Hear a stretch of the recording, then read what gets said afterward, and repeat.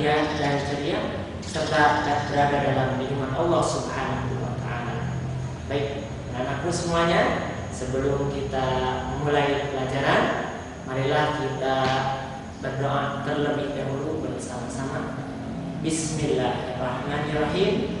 Rabbi zidni ilman warzuqni fahman waj'alni minas shalihin.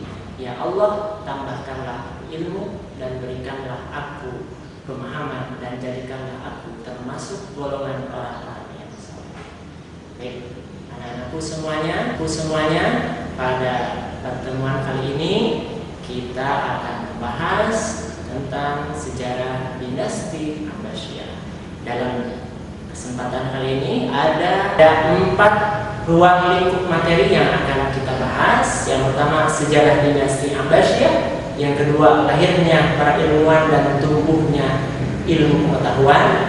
Yang ketiga, cara dinasti Abbasiyah membangun peradaban ilmu. Dan keempat, nilai-nilai keteladanan bagi generasi muslim. Baik anak-anakku, kita lihat infografis yang akan kita nanti bahas. Ya, ini adalah semua infografis. Silahkan bisa dilihat bagaimana para ilmuwan muslim berada pada masa dinasti Abbasiyah. Selanjutnya, yang pertama tentang sejarah dinasti Abbasiyah. Dinasti Abbasiyah merupakan salah satu dinasti besar yang pernah memimpin kekhilafahan Islam pasca Khulafaur Rasyidin. Dinasti ini berkuasa selama 500 tahun atau 5 abad, mulai dari tahun 750 sampai 1258 Masehi atau 132 sampai 656 Hijriah. Dalam menjalankan roda pemerintahan, dinasti Abbasiyah menjadikan kota Baghdad sebagai ibu kota pemerintahan. Anak-anakku, tahukah anak-anak apa yang disebut dinasti itu? Tentunya materi ini pernah dulu disampaikan di pelajaran dinasti Umayyah. Dinasti adalah keturunan raja-raja yang berkuasa atas suatu pemerintahan dan melanjutkan kekuasaan pemerintahannya kepada satu garis keturunan keluarga. Karena itu, yang dimaksud dengan dinasti Abbasiyah adalah kekuasaan pemerintahan yang dipegang dan dilanjutkan oleh keturunan raja-raja dari Bani Abbasiyah. Lalu, siapakah Bani Abbasiyah itu? Bani Abbasiyah adalah keturunan dari Abbas bin Abdul Muthalib, paman termuda Nabi Muhammad. Adapun pendiri dinasti Abbasiyah adalah dari cicit Abbas bin Abdul Muthalib yang bernama Abu Abbas Abdullah bin Muhammad bin Ali bin Abdullah bin Abbas bin Abdul Muthalib, atau yang dikenal dengan Abu Abbas As-Saffah. Abu Abbas diangkat menjadi khalifah setelah berhasil memimpin pemberontakan terhadap kekhalifahan dinasti Bani Umayyah. Bani Abbasiyah melakukan pemberontakan karena menilai para penguasa Bani Umayyah telah berbuat zalim terhadap kelompok-kelompok yang berseberangan, khususnya Syiah. Di samping itu, Bani Abbas berpikir bahwa mereka lebih berhak menjadi pemimpin umat Islam karena kedekatan garis keturunan Bani Abbas dengan Nabi Muhammad SAW. Berikut ini adalah silsilah lengkap dari Abu Abbas As-Saffah. Abu Thalib, beliau adalah cicit dari Abu Abbas As-Saffah. Masa kepemimpinan Abu Abbas tidak bertahan lama. 5 tahun setelah dibaiat menjadi khalifah, di usia 33 tahun, Abu Abbas meninggal karena penyakit yang dideritanya. Tampuk kekuasaan dipegang oleh Al-Mansur, saudara Abu Abbas. Bisa dilihat di silsilah selanjutnya, keturunan Al-Mansur inilah yang melanjutkan kekuasaan dinasti Bani Abbasiyah selama 5 abad berikutnya. Terkait periodisasi dinasti Abbasiyah, berdasarkan perubahan pola pemerintahan dan politik, para sejarawan membagi masa pemerintahan Daulah Abbas menjadi 5 periode. Dan menurut para sejarawan terbagi dalam 5 periode. Pada periode pertama, yakni periode pengaruh Arab dan Persia pertama. Periode kedua, periode pengaruh Turki pertama. Kemudian periode ketiga merupakan masa kekuasaan dinasti Bani Buwai dalam pemerintah Khalifah Abbasiyah. Pada periode keempat, masa kekuasaan Daulah Bani Seljuk dalam pemerintahan Khalifah Abbasiyah. Dan periode kelima adalah masa kemunduran, yakni invasi dari bangsa Mongol. Selama periode tersebut, Bani Abbasiyah mengalami pergantian kepemimpinan sebanyak 37 kali, yakni mulai dari Abdullah As-Saffah sampai Abdullah Al-Mu'tasim sebagai khalifah terakhir. Yang kedua, ini lahirnya para ilmuwan dan tumbuhnya ilmu pengetahuan. Masa keemasan dinasti Abbasiyah terjadi pada masa 7 khalifah setelah Al-Mansur, Al-Mahdi, Al-Hadi, Khalid Harun Ar-Rasyid, Al-Ma'mun, Al-Mu'tasim, Al-Wasif, dan Al-Mutawakkil. Pada masa-masa itu, sejarah Islam mencapai puncak kejayaan atau keemasan atau Golden Age. Beragam ilmu pengetahuan tumbuh dan berkembang pesat dan menjadi fondasi utama perkembangan ilmu pengetahuan pada masa-masa sesudah.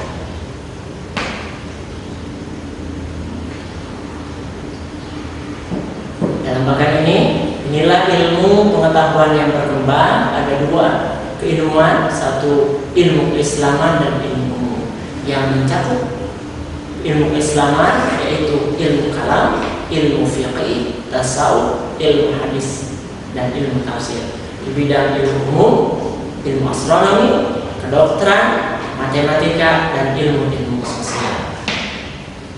Berikut ini dijelaskan secara singkat gambaran tentang ilmu-ilmu tersebut beserta para ilmuwan yang mengembangkannya. 1. Disiplin ilmu keislaman. Tentang ilmu kalam. Ilmu kalam adalah ilmu yang mempelajari tentang Tuhan beserta segala aspeknya.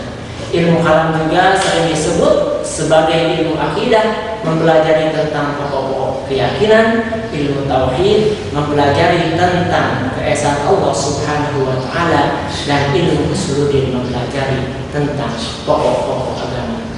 Ada 2 nama ilmuwan yang termasyhur pada dinasti Bani Abbasiyah, yaitu Abu Hasan Al-Asy'ari dan Abu Mansur Al-Maturidi. Sampai sekarang ilmu kalam Al-Asy'ari dikenal dengan paham Asy'ariyah, sementara ilmu kalam Al-Maturidi dikenal dengan paham Al-Maturidiyah. Ilmu fikih, kedua ilmu fikih. Ilmu fikih adalah ilmu yang membidangi segi-segi formal peribadahan dan hukum. Ilmu fikih termasuk yang paling kuat mendominasi cara beragama seorang muslim. Disiplin ilmu ini berisi pemahaman dan penerapan hukum syariah tentang cara beribadah. 4 ilmuwan fikih yang disebut sebagai imam mazhab, yaitu bisa dilihat di tabel ini anak-anak. Ada Imam Abu Hanifah atau dikenal dengan mazhab Hanafi, Imam Maliki dikenal dengan mazhab Maliki, Imam Syafi'i dikenal dengan mazhab Syafi'i, Imam Hambali dikenal dengan mazhab Hambali. Yang selanjutnya, yang ketiga, tentang ilmu tasawuf. Ilmu tasawuf adalah ilmu yang membidangi segi penghayatan dan pengamalan keagamaan yang lebih bersifat pribadi. Ilmu tasawuf berhubungan dengan hal-hal yang bersifat batiniah. Ilmu tasawuf mendorong orang agar memiliki akhlak yang mulia. Ilmuwan tasawuf yang muncul dan berkembang pada masa dinasti Abbasiyah antaranya Dunun al-Misri, Sirin al-Saqati, Abu Yazid al-Bustami, Junaid al-Baghdadi, dan Mansur al-Hallaj. Yang keempat adalah ilmu hadis. Ilmu hadis adalah mempelajari tentang kaidah-kaidah untuk mengetahui status suatu hadis, apakah hadis itu diterima atau tidak. pada masa dinasti Abbasiyah berkembang hubungan hadis Nabi Sallallahu Alaihi Wasallam. Proses hubungan ini menghasilkan yang namanya ilmu hadis. Ada 6 kitab hadis yang berhasil dibukukan oleh para ilmuwan hadis pada masa itu. 6 kitab ini disebut dengan kutub sittah. Berikut ini adalah 6 buku hadis dan para penulisnya. Mereka disebut dengan istilah hadisin atau imam hadis. Ada Imam Bukhari, ada Sahih Muslim, ada Sunan An-Nasa'i, Sunan Abu Daud, Sunan At-Tirmizi, dan Sunan Ibnu Majah. Yang kelima, ilmu tafsir. Ilmu tafsir adalah ilmu yang dikembangkan untuk memahami isi kandungan Al-Quran. Pada awal masa dinasti Abbasiyah, ilmu tafsir menjadi bagian dari ilmu hadis. Para ulama memahami isi Al-Quran dan hadis yang diriwayatkan oleh para imam hadis. Pada perkembangan berikutnya, tafsir Al-Quran mulai dibuka secara terpisah dari kitab hadis. Mereka yang menyusun kitab tafsir ini disebut dengan mufassirin atau ahli tafsir. Di antara ahli tafsir yang muncul pada saat itu, ada seorang yang berhasil menyusun kitab tafsir yang cukup lengkap yang bernama Abu Ja'far Muhammad bin Jarir bin Yazid bin Kasir bin Khalid Al-Amali At-Tabari atau yang dikenal dengan Ibnu Jarir At-Tabari. Kitab tafsir yang disusunnya yang berjudul Jami' Al-Bayan fi Ta'wil Al-Quran atau lebih dikenal dengan Tafsir At-Tabari. At-Tabari, Tafsir At-Tabari menjadi pelopor penyusunan kitab tafsir pada masa-masa berikutnya. Selanjutnya, dalam bidang disiplin ilmu pengetahuan, pada zaman dinasti Abbasiyah ini, ilmu pengetahuan umum termasuk dalam kategori ilmu filsafat. Ilmu filsafat adalah ilmu yang dasar perolehannya bukan dari wahyu tapi dari akal. Saat itu ilmu filsafat hanya banyak membidangi ilmu pengetahuan yang beragam seperti kedokteran, astronomi, matematika, kimia, metafisika, dan lain-lain. Pada masa itu belum ada spesialisasi ilmu pengetahuan seperti sekarang. Seorang ilmuwan filsafat yang disebut filosof memiliki keahlian di banyak bidang. Seorang filosof tidak bisa menjadi kedokteran, ahli astronomi, sekaligus matematikawan. Meskipun demikian, biasanya para filosof itu memiliki kecenderungan di salah satu bidang pengetahuan. Kecenderungan ini bisa dilihat dari karya buku yang ditulis-tulisnya. Pada masa dinasti Abbasiyah, banyak filosof muslim yang berhasil mengembangkan ilmu pengetahuan di berbagai bidang ilmu pengetahuan yang dikembangkan pada saat itu kemudian tumbuh menjadi mercusuar peradaban dunia. Para sejarawan menyebut masa ini sebagai masa keemasan Islam atau Golden Age.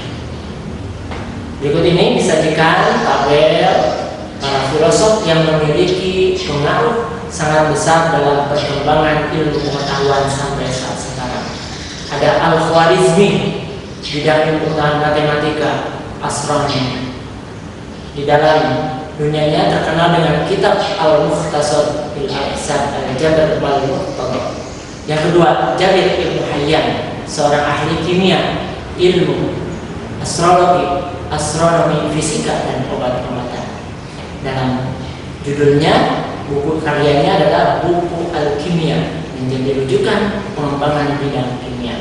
Ada Al-Kindi, seorang tokoh dalam bidang matematika, astrologi, musik, optik, dan obat-obatan.